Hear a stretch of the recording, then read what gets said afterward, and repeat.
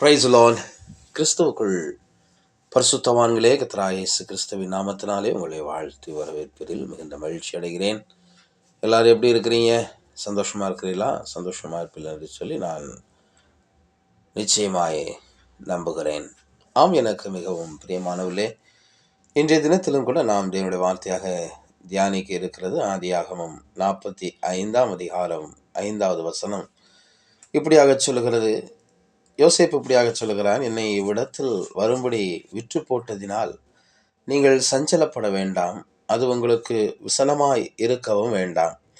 ஜீவ ரட்சனை செய்யும்படிக்கு தேவன் என்னை உங்களுக்கு முன்னே அனுப்பினார் என்று சொல்லுகிறார். எனக்கு அன்பானவர்களே, யோசேப்பினுடைய இந்த அருமையான வார்த்தையை பாருங்கள். நீங்கள் என்னை, தன்னுடைய சகோதரரை பார்த்து சொல்கிறார், நீங்கள் என்னை விற்று போட்டதினால் நீங்கள் சஞ்சலப்பட வேண்டாம், அது உங்களுக்கு மனதுக்கு விசனமாயிருக்க வேண்டாம் என்று சொல்லுகிறார். நீங்கள் வருத்தப்பட வேண்டாம், நீங்கள் கவலைப்பட வேண்டாம். உங்களை எல்லாம் இந்த எகிப்து தேசத்தை முழுவதையும், முழு உலகத்தையும் ஜீவரட்சனை செய்யும்படிக்கு நீங்கள் என்னை விற்று போட்டதினால் வருத்தப்பட வேண்டாம், உங்களுடைய மனம் கலங்க வேண்டாம். தேவன்தான் ஜீவரட்சனை செய்யும்படிக்கு, இந்த உலகத்தை பஞ்சத்திலிருந்து காக்கும்படிக்கு ஜீவரட்சனை செய்யும்படி தேவன் என்னை உங்களுக்கு முன்னே இங்கே எகிப்துக்கு அனுப்பினார் என்கிறார். ஹல்லேலூயா. இந்த வார்த்தை உங்களுக்கு வேறொரு புதிய ஏற்பாட்டிலே வேறொரு வார்த்தையை, ஒரு வசனத்தை ஞாபகப்படுத்துகிறதா? இதே போன்ற வார்த்தைகளைத்தான் இயேசுவை சிலுவையில் அறைந்த யூதர்களை பார்த்து பேதுரு தன்னுடைய பிரசங்கத்தில் விதமாக சொல்லுகிறான். சகோதரரே, நீங்களும் உங்கள் அதிகாரிகளும் அறியாமையினாலே இதை செய்தீர்கள் என்று அறிந்திருக்கிறேன். கிறிஸ்து பாடுபட வேண்டும் என்று தேவன் தம்முடைய தீர்க்கதரிசிகள் எல்லாருடைய வாக்கினாலும் முன் அறிவித்தவைகளை இவ்விதமாய் நிறைவேற்றினார் என்று சொல்லுகிறார். எனக்கு அருமையானவர்களே, அநேக நேரங்களிலே நமக்கு எதிராக நடக்கிற மோசமான சூழ்நிலைகளை பார்த்து, சம்பவங்களை பார்த்து, இந்த சம்பவங்கள் எனக்கு எதிராக நடக்கிறது என்று உங்களுடைய மனதிலே தோன்றினாலும் தேவனே அதை ஒரு மேலான, ஒரு உயர்ந்த ஆசீர்வாதத்திற்காக அவர் அனுமதித்திருக்கிறார். அது நன்மைக்காகவே தேவன் அதை நடத்துகிறார். நம்முடைய எதிரிகள் கூட பல நேரங்களில் நம்மை அடுத்த கட்ட ஆசீர்வாதத்திற்கு தள்ளுவதற்காக தேவனால் அனுப்பப்படும் ஊக்கு சக்திகளாக இருக்கிறார்கள். அல்லேலூயா. உங்களுடைய எதிரிகள் உங்களுக்கு உறுத்தல்கள் என்று சொல்லாதீர்கள்.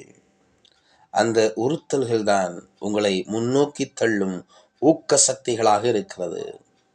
பாருங்க, பவுலின் முள் கூட தேவனின் அதிகபட்சமான கிருபையை அவன் அனுபவிக்க வேண்டும் என்பதற்காக தேவன் அவனுக்கு அனுமதித்த ஒரு ஆசனம்தான்.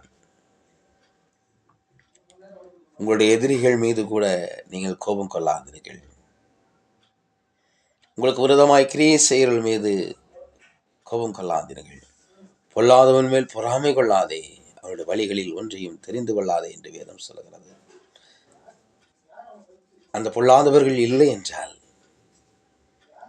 நீங்கள் இந்த உயர்வுக்கு வந்திருக்கவே முடியாது.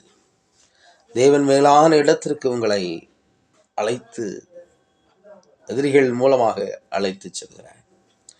பவுல் அந்த முள்ளை தனது பலவீனம் என்று சொன்னான். ஆனால் தேவனுடைய சித்தத்தை பாருங்கள். தேவன் அதுதான் உனது பலம் என்றார். பவுல் சொன்னான், இதுதான் என்ன பலவீனம் என்று சொன்னான். தேவன் சொன்னார், அதுதான் உன்னுடைய பலன். எதிரிகள் உங்கள் தடைக்கற்கள் என்று நீங்கள் சொல்லுகிறீர்கள். ஆனால் தேவனோ அதே படிக்கட்டுகள், அதே காரியங்களை தேவன் படிக்கட்டுகள் என்று சொல்கிறார். அவர் சகலத்தையும் நன்மையாய் முடிய பண்ணுவார். அவரால் கூடாத காரியம் ஒன்றுமில்லை. அவர் சகலத்தையும், தீமையாக தோன்றக்கூடிய காரியத்தை கூட தேவன் உங்களுக்கு சாதமாக, உங்களுக்கு நன்மையாக அமைய வைக்க தேவனால் கூடும். தேவனால் கூடாத காரியம் ஒன்றுமில்லை. இருக்கிற சூழ்நிலையை பார்த்து கலங்காதிருங்கள். தேவன் இப்பேற்பட்ட தவறையும் திருத்தி அமைக்க,